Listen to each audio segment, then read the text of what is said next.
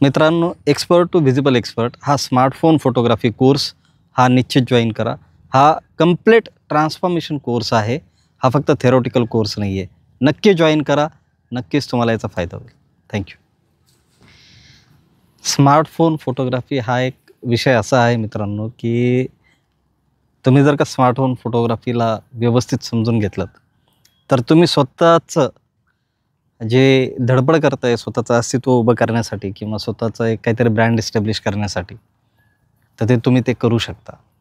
Specially हे मी त्यांच्यासाठी बोलेल की ज्यांना स्वतःचे कॉन्टेंट रेकॉर्ड करायचे आहेत, ज्यांना स्वतःकडचं जे नॉलेज आहे ते नॉलेज इतरांपर्यंत पोहोचवायचं आहे. नंबर 1.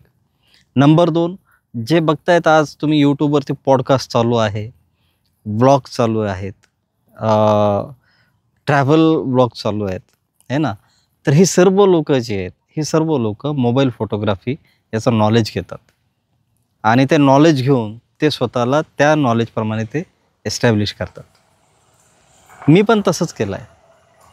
मी स्वतः महेंद्र शाक्य एक शासकीय सेवेमध्ये जॉब करतो आहे, आरोग्य सेवेमध्ये. आणि जॉब करत असताना मी जे केलेलं काम आहे ते काम मला शूट करायला, त्याचे फोटोज काढायला, त्या मेमरीज स्टोअर करायला मला आवडतं खूप वर्षापासून. आणि तो डाटा मी संकलित करत ठेवलेला आहे प्रत्येक वर्षाचा, प्रत्येक महिन्याचा, फोल्डर वाईज. आणि असं मी काम करत गेलेलो आहे. पण याला कुठलं तंत्र नव्हतं, रॅन्डम काम होत होतं. आणि रॅन्डम काम होत असल्यामुळे हे कसेही फोटो पोस्ट व्हायचे किंवा व्हिडिओज कसेही टाकले जायचे. शूट केलं, टाकून दिलं, त्याला एडिटिंग नाही.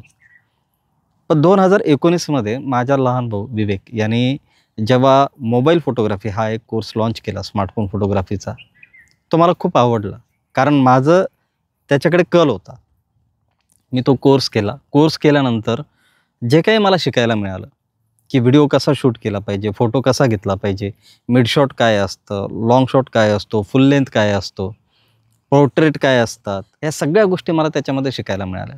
व्हिडिओ घेताना अँगल कसे असले पाहिजे, कशा पद्धतीने घ्यायला पाहिजे, तुम्ही क्लोज घेताय की वाईड घेताय, हे सगळ्या गोष्टी जेव्हा मी शिकल्या, त्याच्यानंतर माझं फोटो आणि व्हिडिओ शूट करण्याची पद्धत बदलली. त्याचा फायदा काय झाला, तर मी जे काही माझ्या ऑफिसमधला कॉन्टेंट रेकॉर्ड करत होतो, पोस्ट करत होतो, तर तो एक प्रॉपरली त्याला एक ग्रामर तयार झालं आणि त्या पद्धतीने तो शूट व्हायला लागला.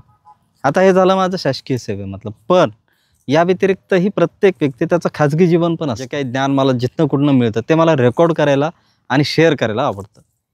मग तेही मी बरेचदा रेकॉर्ड करायचो. मग माझा इंटरेस्ट एरिया हा ध्यानाकडे जास्त आहे. बुद्धिझमचा अभ्यास करत असल्यामुळे बुद्धिस्ट ज्या टेक्निक्स आहेत, बुद्धिस्ट धम्मा स्टडीज ज्या आहेत, याच्याकडे माझा जास्त कल आहे. आणि ते मी अभ्यास करायचो आणि अभ्यास करत करत जिथे जिथे शिबिर असेल तिथे सेवा देण्यासाठी सुद्धा जायचो. तर ते सेवा देत असताना तिथे जो काही कॉन्टेंट रेकॉर्ड केला जायचा, तो रेकॉर्ड कशा पद्धतीने करायचा हे नॉलेज मिळाल्यामुळे प्रॉपरली त्याचं रेकॉर्डिंग व्हायला लागलं आणि त्याचं एडिटिंग प्रॉपरली व्हायला लागलं. विवेकने जो स्मार्टफोन फोटोग्राफीचा जो कोर्स घेतला होता, त्या कोर्समध्ये अशा काही टेक्निक शिकवल्या, त्यासोबतच सॉफ्टवेअरही शिकवलं की इनशॉट नावाचं एक सॉफ्टवेअर आहे, जे अतिशय इझी आणि वापरायला चांगलं आहे. ते सॉफ्टवेअर शिकल्यामुळे मला एडिटिंगसुद्धा कसं करायचं हे कळालं आणि त्याचा फायदा मला माझ्या व्हिडिओ कॉन्टेंट बनवण्यामध्ये झाला. मित्रांनो, यामुळे झालं काय, 2 गोष्टी झाल्या. एक तर मी माझा कॉन्टेंट प्रॉपर रेकॉर्ड करू शकत होतो. दुसरं, माझं जे वक्तृत्व आहे ते डेव्हलप होण्यासाठी किंवा ते चांगलं बनण्यासाठी मला मदत झाली. कॅमेरा फेसिंग जे बरेचदा जे भय असतं, तर ते देखील माझं दूर झालं, आहे ना. तर ह्या सगळ्या गोष्टींचा फायदा या तंत्राला शिकल्यामुळे झाला. अच्छा, हे झाल्या 2 गोष्टी. एक शासकीय सेवेतलं, एक धम्माशी रिलेटेड, जे मेडिटेशन आणि याच्याशी रिलेटेड आहे. आता धम्माशी रिलेटेड आणखी एक पॉईंट मला तुम्हाला सांगायला आवडेल की भारतामध्ये बुद्धिस्ट टेक्निकच्या माध्यमातून मेडिटेशन शिकवणारे खूप चांगले चांगले भिक्खू बाहेरच्या देशातले या कालावधीमध्ये आले आणि त्यांच्या संपर्कात मी गेलो आणि मला तिथं सेवा करण्याची संधी मिळाली. तर तिथं जी काही सेवा देत असताना मला व्हिडिओ करता आला आणि त्याला एडिट करता आलं, तर हे फक्त आणि फक्त हे स्मार्टफोन फोटोग्राफीमुळे. त्याचप्रमाणे मी स्वतः थोडेसे इन्स्पिरेशनल टॉकसुद्धा रेकॉर्ड करतो. ते देखील मला स्वतःला रेकॉर्ड करताना जी भीती होती, आता हे कसं करायचं, कोणता कॅमेरा वापरायचा, कोणता माईक वापरायचा, ह्या सगळ्या गोष्टीचं ज्ञान आल्यामुळे अतिशय छोट्याशा ॲक्सेसरीजमध्ये मी हे सगळं करू शकलो.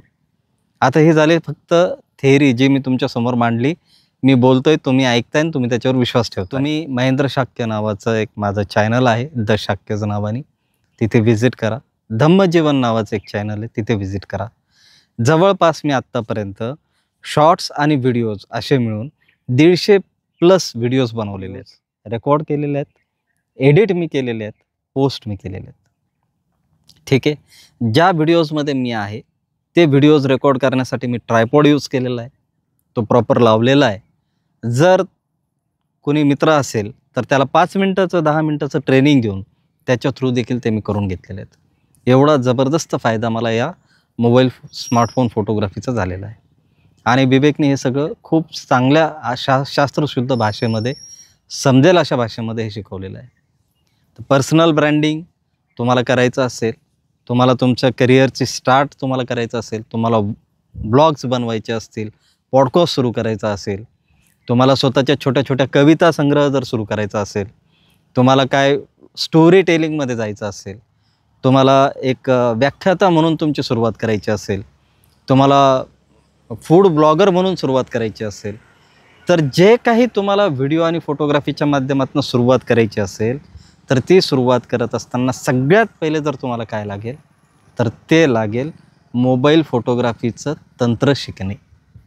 जर तुम्ही हे शिकलात तर मित्रांनो, तुम्हाला गॅरंटी देतो की तुम्ही येणाऱ्या काळामध्ये याचा वापर तुम्ही करून तुमचं करिअर स्टार्ट करू शकता.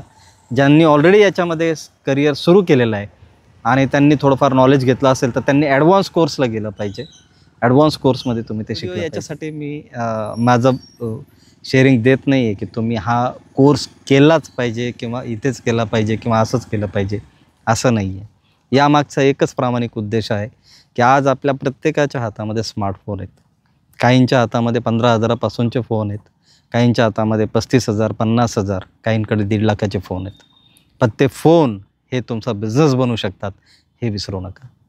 आणि त्याला बिझनेस कसं बनवायचं याचं नॉलेज जर तुम्हाला घ्यायचं असेल तर एक प्लेस आहे जिथे तुम्हाला हे नॉलेज अतिशय सोप्या भाषेमध्ये चांगल्या पद्धतीने भेटू शकतं, ते म्हणजे विवेक शाक्य.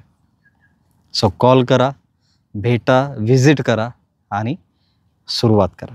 Thank you so much.